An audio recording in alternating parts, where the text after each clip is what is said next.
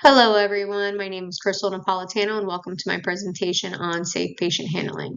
My goal is to summarize 3 recent primary quantitative research studies that investigate how different patient handling methods impact caregiver safety and explain what the findings mean for the nursing practice. I feel that this topic is important because patient handling is one of the leading causes of caregiver injury. Understanding what the research shows can help guide safer and more effective practices in all care settings. I will also incorporate 2 additional systematic reviews that provide broader biomechanical and training related context. Together, these studies help us understand which strategies reduce injury risk and support safe, sustainable caregiving practices. Safe patient handling is a critical issue in healthcare because nurses and caregivers perform frequent tasks that require lifting, turning, transferring, and repositioning patients. These tasks often place caregivers in awkward postures, expose them to heavy loads, and create repetitive physical stress. As a result, musculoskeletal injuries, especially lower back injuries, remain one of the most common occupational hazards in healthcare. Research consistently shows that manual patient handling significantly increases the risk of injury, absenteeism, and long-term disability among healthcare workers. At the same time, there is growing evidence that assistive devices, mechanical lifts, and ergonomic equipment can greatly reduce biomechanical stress. This presentation reviews the scientific evidence related to these practices and highlights how specific technologies and strategies can protect caregivers and improve workplace safety. Healthcare workers experience some of the highest rates of work-related musculoskeletal disorders across all occupations. The physical demands involved in lifting and transferring patients place strain on the lumbar spine, shoulders, and upper extremities. Manual handling has been linked not only to acute injuries, but also to chronic pain, reduced workability, and earlier departure from the profession. Because of these risks, many healthcare organizations have implemented safe patient handling programs. These may include friction-reducing devices, air-assisted transfer systems, mechanical lifts, or powered positioning equipment. The goal is to reduce the biomechanical forces caregivers experience during common tasks. Training programs also exist, but the literature shows that training alone often has limited impact if caregivers lack appropriate equipment or if organizational culture continues to rely on manual lifting. This highlights the importance of understanding which interventions truly reduce risk.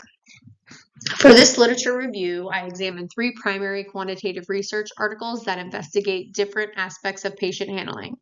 Article 1 focuses on a programmable lateral positioning device designed to assist caregivers during patient turning.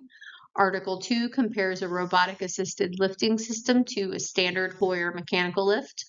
Article 3 explores how manual patient handling affects workability among healthcare workers. To strengthen the conclusions, I also incorporated findings from 2 systematic reviews, one on biomechanical effectiveness of assistive devices and another on patient handling training programs. Together, these studies provide a comprehensive understanding of safe patient handling practices. Article 1, conducted by Amura and colleagues in 2022, used a randomized crossover design to evaluate a lateral turning assistive device developed to reduce caregiver strain during bedside care. The study included 28 caregivers who provided care using both mechanical methods and the assistive device, while researchers measured trunk flexion using motion sensors. The results showed that the device reduced trunk flexion time, defined as bending more than 45 degrees, by an average of 26.5 seconds, or about 23%. Reducing time spent in a flex position is significant because trunk flexion is strongly associated with low back pain and injury risk. Participants also reported that patient care felt easier and more comfortable when using the device. This suggests that assistive technology is not only biomechanically beneficial, but also improves subjective workload and usability. Overall, this study provides strong support for devices that minimize trunk flexion during turning and repositioning tasks. by Blawa and colleagues in 2021 compared a fully robotic-assisted transfer device called the Strong Arm to the traditional Hoyer Advanced Mechanical Lift. 20 caregivers completed transfers using both devices across several surfaces, including a toilet, a bench, and a shower chair. Muscle activation was measured using surface electromyography. The robotic lift demonstrated significantly lower peak muscle activation in the erector spinae in about half of the trials, and lower integrated muscle activation in approximately 1/4 of trials. Shoulder muscle activation was also reduced in some conditions, although results varied depending on the task. While the robotic device did not eliminate exertion entirely, it consistently reduced biomechanical load in comparison with the traditional lift. Caregivers also reported smoother control and greater ease of movement. These findings suggest that more advanced lifting systems may offer improved ergonomics, which could contribute to lower injury risk over time.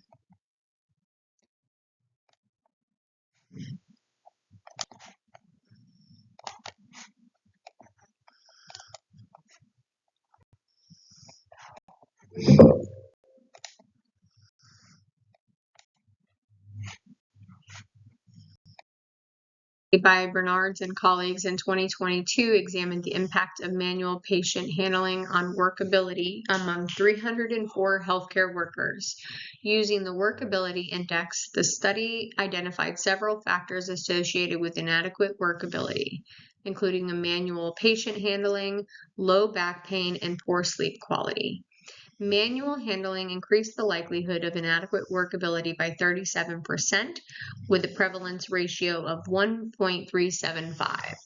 Additionally, workers experiencing low back pain were twice as likely to have poor workability.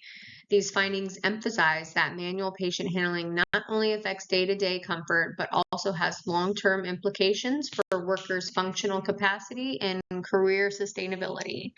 The study reinforces the importance of minimizing manual lifting in healthcare environments. When examining the findings collectively, the studies show a clear pattern. Manual patient handling increases biomechanical strain, contributes to musculoskeletal symptoms, and reduces long-term workability. In contrast, assistive devices consistently reduce physical load, improve ergonomic positioning, and enhance caregiver safety. The systematic review by Frey and Davis further supports these findings by demonstrating that floor lifts, ceiling lifts, and air-assisted devices provide the most substantial reductions in spinal load and joint torque. Another review by Kugler and Associates shows that training programs alone are insufficient unless paired with equipment access and proper implementation. Together, this evidence highlights the need for integrated safe patient handling systems that prioritize equipment, training, and workflow designs. Literature clearly supports the adoption of assistive devices as a primary strategy for reducing injury risk during patient handling.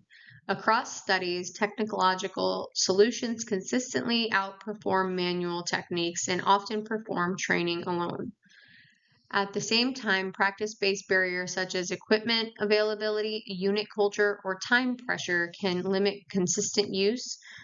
Research shows that when equipment is available, accessible, and well integrated into workflows, both injury rates and biomechanical loads decrease substantially.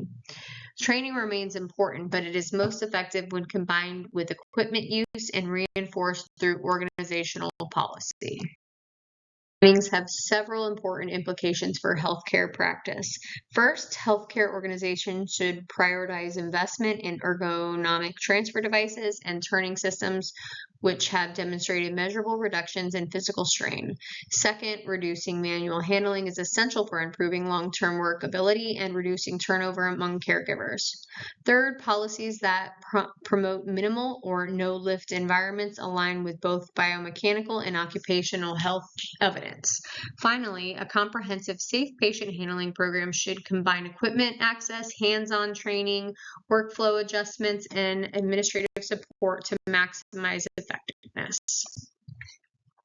In conclusion, the evidence strongly supports the use of assistive technology to improve the safety of patient handling tasks. Manual handling remains one of the most hazardous activities in healthcare, contributing to musculoskeletal strain and decreased work ability. Assistive devices, including lifts, robotic systems, and lateral turning platforms, significantly reduce biomechanical load and improve caregiver comfort. To protect workers and enhance patient safety, healthcare organizations should adopt an integrated approach that includes an equipment, training, and supportive policies. This slide lists all primary and supporting research studies referenced in this presentation using APA format. Thank you for listening to my presentation.